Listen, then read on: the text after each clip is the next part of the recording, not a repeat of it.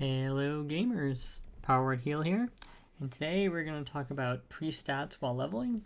I want to keep this video pretty brief. I just wanted to be kind of like an add-on to the overall leveling guide that we just put out. I didn't touch upon stats in that video, it was already kind of long, and I figured I'd just make a little quick video to kind of go over everything. I did put some comments in the description as well as in the comment section to give people the lowdown, if they don't really care about watching another video. But I figured I'd just talk about it really quick. It doesn't hurt to do it, right? So, as I mentioned in the comments, we're going to break this down into two sections, dungeoning and then grinding and questing. Now, you could maybe separate grinding and questing, but I feel like there's not really a need to. They're basically kind of like the same, and a lot of the functional role you're trying to fulfill in both cases is relatively the same. So for all intents and purposes, we're going to keep them the same.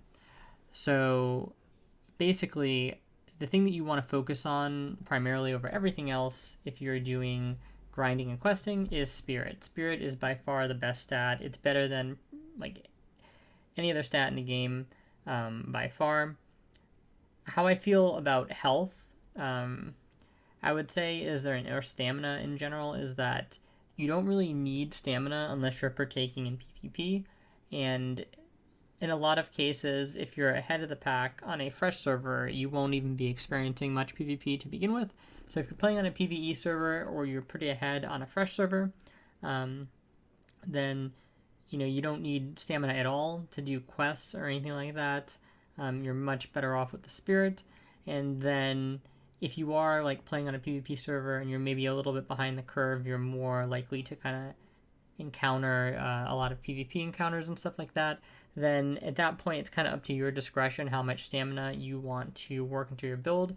If you are running into a ton of PvP and you find yourself to be too squishy, one option to look into is kind of swapping into gear that is stamina spirit, right? To give yourself just a little bit of an extra boost there in terms of the survivability. I think if I had any set to PvP in specifically, it would be int stamina, but you're not going to really have 3 sets or even 2 sets while you're leveling, right? You're just going to really focus on one. If anything, you're not even really going to have quote-unquote a set. You're just going to have a mismatch of gear. So I'm just kind of giving you information to help you pick the best item when you have multiple choices available. What you shouldn't really be focusing too much on gear while leveling. You don't really need it for the most part. You just want to have items that are not horrifically below the level that you're at, right? So you probably don't want to have a pair of gloves that give 1 stamina at level 40, stuff like that. So when you're making purchases on the auction house or you're selecting which quest reward to take or stuff like that, or maybe which dungeon loot to target, just keep things like that in mind. You're trying to keep all your slots relatively somewhat close to your level. They don't have to be cutting edge or anything like that. You just don't want them super, super low, right? And in terms of why Spirit is so good, well, it's basically these two talents, right? Spirit Tap and Spiritual Guidance. We talked about these in the Priest Guide, but they both work off of Spirit. And in particular, Spirit Tap you're going to be using no matter what spec you are, right? Spiritual Guidance is only going to be used if you're holy, but you're always going to be using Spirit Tap, and it basically doubles your spirit, keep in mind, for that period of time at least. So that's really huge, because basically you have to think of it as every point of spirit you get is giving you 2 spirit while this is active, which is insane. And then this is obviously giving you spell power, which is really good, and these obviously have the synergy together, where this is doubling your spirit, which is essentially doubling the spell power you get from Spiritual Guidance, right? So just very, very strong overall for a combination, and that's why you're investing so heavily into spirit. You can think of it as a lot of times during leveling, you'll have kind of a choice of between, do I want something that's primarily spirit, so it only has the spirit stat, or do I want something that has spirit int or something like that, right? And the reason why I choose pure spirit almost always when I'm just leveling or grinding and stuff like that is because if you take something that has let's say the chest that you're going to buy or get from a quest is 11 spirit, right? And then you have a 6 spirit 6 intellect chest is like the alternative you could have, or even a 7 spirit, 7 intellect chest. Now you might look at that and you might be like, well, I'm getting 7 more intellect, right? Even though I'm losing 4 spirit. So overall, I'm getting like a better stat package, okay? And that's true, except for the fact that when this kicks in, right, you're getting like double that value. So now you're getting 22 spirit essentially from that 11 spirit chest, right? So that 4 spirit difference turned into an 8 spirit difference for one slot. And that kind of goes for every slot. And then this obviously also contributes to more damage from spiritual guidance, right? So it's helping your regen and your offense if you're holy. And then on top of that, the other problem with things like intellect and health is like they're just not needed is the problem, right? Because you're never fighting like a protracted battle against like 3 or 4 mobs as a priest usually. If you're in that situation, you just run away. It's not necessary to like sit there and bang it out. You know, you're basically pulling like one by one, killing things very efficiently, relatively quickly, moving on to the next mob. You're not a AoE puller or anything like that. You're just a regen sustain killer, and you just basically wade through mobs one at a time to get to your questing objective or to complete your grinding objective. So spirit's not really, or intellect is not really helping very much in this goal at all, because you're always going to have enough mana to get off your rotation, and then the regen is the differentiating part, right? The regen is going to be what allows you to kind of like recover back and to be able to sustain for the next fight.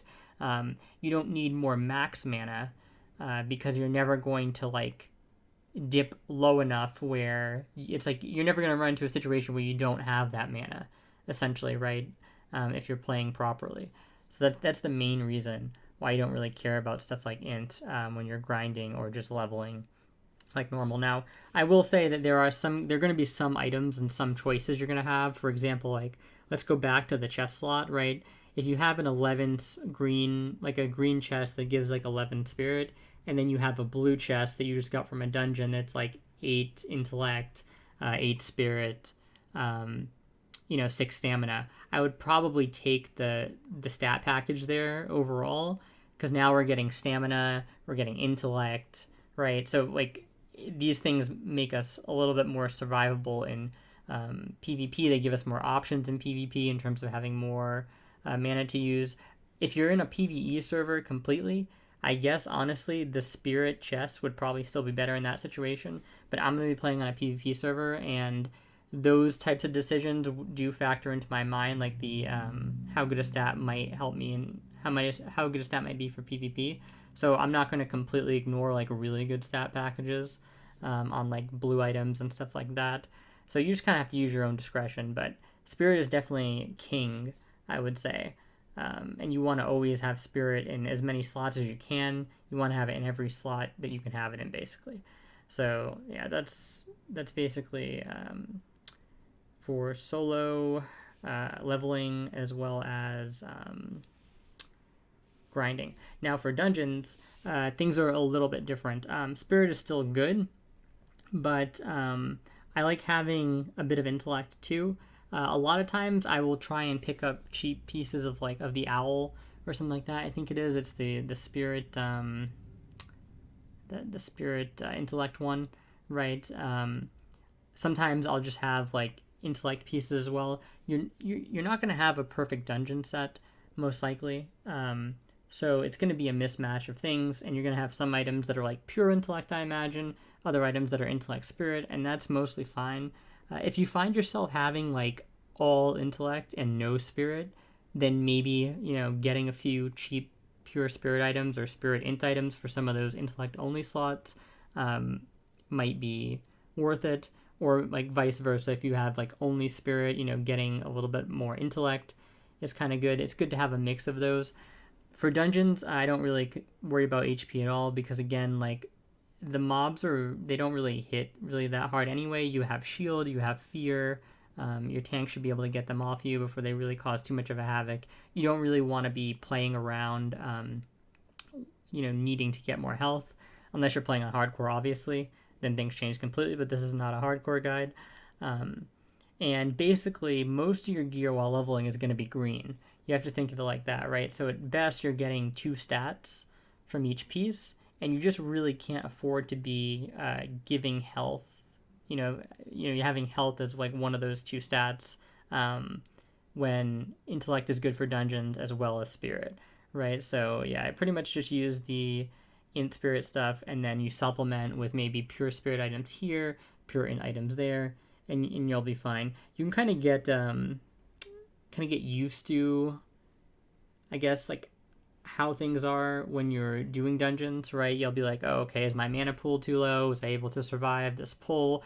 The main thing you want to think about is like there's going to be some pulls that are a little bit long and protracted, and your in combat regen is not going to be very good when you're in a dungeon, and a lot of times, because sometimes it's going to be hard to maintain spirit tap, right? And even if you do have spirit tap and you're using it, having 100% uptime on it is usually going to be a bit finicky. So that's why I like to have a little bit of that int base, just to be able to kind of like survive these protracted encounters.